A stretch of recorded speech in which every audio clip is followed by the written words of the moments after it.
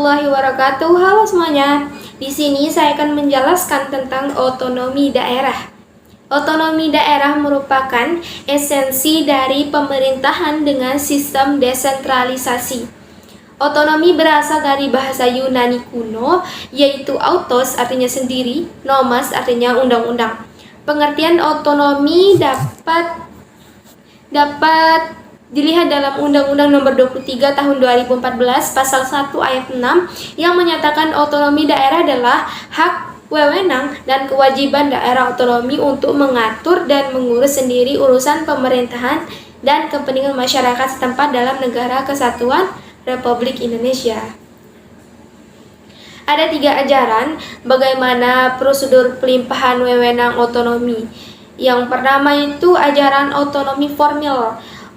Otonomi formil adalah pembagian tugas, wewenang, dan tanggung jawab antara pemerintah pusat dengan pemerintah daerah. Tidak dijelaskan secara rinci. Artinya sebuah urusan pemerintahan diserahkan kepada pemerintah daerah oleh pemerintah pusat dengan mempertimbangkan tingkat efisien dan efektivitas. Sistem rumah tangga ini mempunyai landasan pemikiran bahwa tidak ada perbedaan urusan secara prinsipnya antara urusan pemerintahan pusat atau urusan pemerintahan daerah. Sistem ini sudah lebih baik jika dibandingkan dengan sistem rumah tangga material, karena unsur-unsur pemberian hak kemandirian dan kebebasan daerah otonom dalam mengurus rumah tangganya sendiri. Kemudian yang kedua itu ajaran otonomi material. Otonomi material adalah pembagian tugas, wewenang, dan tanggung jawab antara pemerintah pusat dengan pemerintah daerah, dijelaskan secara normatif dalam undang-undang. Sistem rumah tangga ini berpangkal tolak dari pemikiran bahwa urusan pemerintahan pusat dan urusan pemerintah daerah dapat dibedakan, yang kemudian dituangkan dalam landasan hukum yang mengikat terhadap urusan tersebut. Dalam pasal 10 dan 13 Undang-Undang Nomor 32 Tahun 2004 tentang pemerintahan daerah, yang dijelaskan secara normatif urusan-urusan mana yang menjadi domainnya pemerintah pusat dan daerah. Jika dititik lebih jauh dengan mempertimbangkan azas otonomi daerah, sistem rumah tangga ini tidak memberikan kebebasan dan kemandirian daerah otonom. Urusan-urusan tersebut diberikan kepada pemerintah daerah selaku yang berwenang di daerah otonom oleh pemerintah pusat. Jadi, hak-hak dasar sebuah daerah otonom tidak terpenuhi oleh sistem rumah tangga ini. Kemudian di dalam pelaksanaannya juga menghadapi berbagai kerincian. Kemudian yang ketiga itu ajaran otonomi daerah real. Otonomi daerah real adalah pembagian tugas dan wewenang dan tanggung jawab antara pemerintahan pusat dengan pemerintah daerah yang mengambil jalan tengah dari sistem rumah tangga material dan sistem rumah tangga formil. Artinya sistem rumah tangga ini mengkombinasikan dua sistem rumah tangga daerah dalam konsepnya. Sistem rumah tangga real lebih banyak memakai azas di mana dalam urusan rumah tangga formil ini menjamin kebebasan dan kemandirian daerah otonom, sedangkan azas sistem rumah tangga material yang diadopsi adalah dalam hal urusan yang bersifat umum yang prinsipnya dijelaskan secara normatif dalam undang-undang. Daerah agar dapat menjadi daerah otonom yang dapat menjalankan otonomi dengan baik, ini menurut Yusuf Ryukaho, kalau nggak salah ya, harus diperhatikan beberapa faktor. Yaitu yang pertama itu manusia pelaksananya harus baik. Yang kedua itu keuangan harus cukup baik. Yang ketiga itu peralatan harus cukup baik. Yang keempat itu organisasi dan manajemen harus baik. Untuk kita dapat mengetahui bagaimana penerapan otonomi daerah di Indonesia, di sini saya akan uraikan secara singkat bagaimana perkembangan otonomi tersebut berdasarkan perundang-undangan yang pernah berlaku. Yang pertama itu Undang-Undang Nomor 1 Tahun 1945. Maksud dikeluarkannya undang-undang ini, menurut Bayu Suryaningrat, dibuatnya undang-undang ini mempunyai program menyusun pemerintahan pusat dan pemerintahan daerah yang demokratis.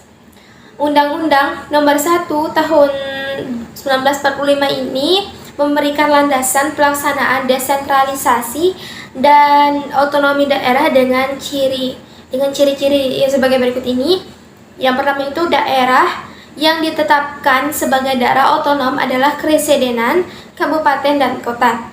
Nah, yang kedua itu bentuk susunan pemerintahan terdiri atas Badan Perwakilan Rakyat Daerah atau BPRD dan Badan Eksekutif. Yang ketiga, BPRD berwenang mengatur otonomi, menjalankan peraturan-peraturan atasan, sedangkan Badan Eksekutif itu menjalankan pemerintahan sehari-hari. Yang keempat itu daerah itu diberikan otonomi Indonesia berdasarkan kedaulatan rakyat. Yang kelima, daerah-daerah mempunyai keuangan sendiri dengan kemungkinan mendapat bantuan dari pemerintahan pusat. Yang pertama itu kan Undang-Undang Nomor 1. Nah, selanjutnya itu Undang-Undang Nomor 22 Tahun 1948. Pembentukan undang-undang ini dimaksudkan untuk meletakkan dasar pembentukan pemerintahan daerah yang sistematis dengan suatu pemerintahan daerah yang demokratis. Ditegaskan dalam undang-undang ini bahwa tujuan dikeluarkannya untuk memenuhi harapan rakyat dalam membentuk pemerintahan yang kolegial berdasarkan kedaulatan rakyat yang demokratis. Yang ketiga itu Undang-Undang Nomor 1 Tahun 1957. Sujamto mengatakan bahwa pembuat undang-undang ini menamakannya sistem otonomi real.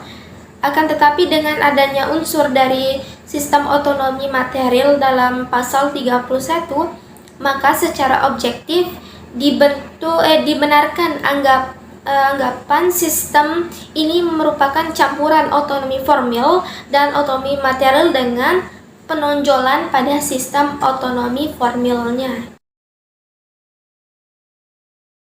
Untuk penyelenggaraan otonomi daerah diperlukan otonomi daerah yang luas, nyata, dan bertanggung jawab di daerah secara profesional dan berkeadilan. Jauh dari praktik-praktik korupsi, kolusi, nepotisme, serta adanya pertimbangan antara keuangan pemerintah pusat dan daerah. Dengan demikian, prinsip-prinsip otonomi daerah adalah yang pertama itu prinsip otonomi luas. Otonomi luas adalah kepala daerah diberikan tugas, wewenang, dan hak kewajiban untuk menangani urusan pemerintahan yang tidak ditangani oleh pemerintah pusat, sehingga isi otonomi yang dimiliki oleh suatu daerah memiliki banyak ragam dan jenisnya. Di samping itu, daerah diberikan kekuasaan untuk menangani urusan pemerintahan yang diserahkan dalam rangka mewujudkan tujuan dibentuknya suatu daerah.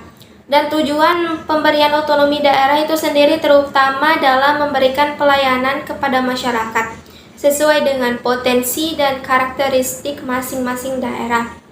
Yang kedua ya, prinsip otonomi nyata. Otonomi nyata adalah suatu tugas, wewenang, dan kewajiban untuk menangani urusan pemerintahan yang senyatanya telah ada dan berpotensi untuk tumbuh dan berkembang sesuai dengan potensi dan karakteristik daerah masing-masing. Yang ketiga itu prinsip otonomi yang bertanggung jawab. Otonomi yang bertanggung jawab adalah otonomi yang dalam penyelenggaraannya harus benar-benar sejalan dengan tujuan pemberian otonomi yang pada dasarnya untuk memberdayakan daerah, termasuk meningkatkan kesejahteraan rakyat. Prinsip otonomi yang bertanggung jawab berarti bahwa pemberian otonom daerah benar-benar sesuai dengan tujuan, yaitu yang pertama lancar dan teratur dalam pembangunan di seluruh wilayah negara.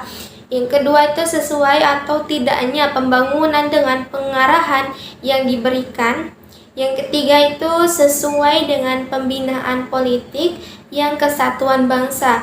Yang keempat, terjaminnya keserasian hubungan antara pemerintah daerah dan pusat.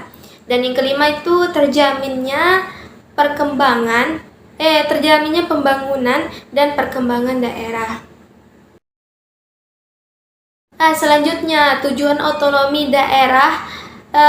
Tujuan utamanya itu penyelenggaraan otonomi daerah adalah untuk meningkatkan pelayanan publik dan memajukan perekonomian daerah.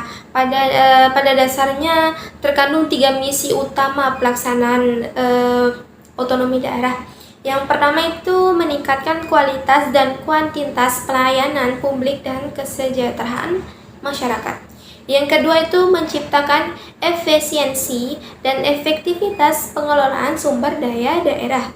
Yang ketiga itu memberdayakan dan menciptakan ruang bagi masyarakat untuk berpartisipasi dalam proses pembangunan. Dengan demikian, pada intinya tujuan otonomi daerah ini adalah meningkatkan kesejahteraan masyarakat dengan cara meningkatkan pelayanan publik kepada masyarakat untuk berpartisipasi dalam proses pembangunannya. Sekian, mungkin hanya ini dari saya. Mohon maaf atas segala kekurangannya. Wassalamualaikum warahmatullahi wabarakatuh.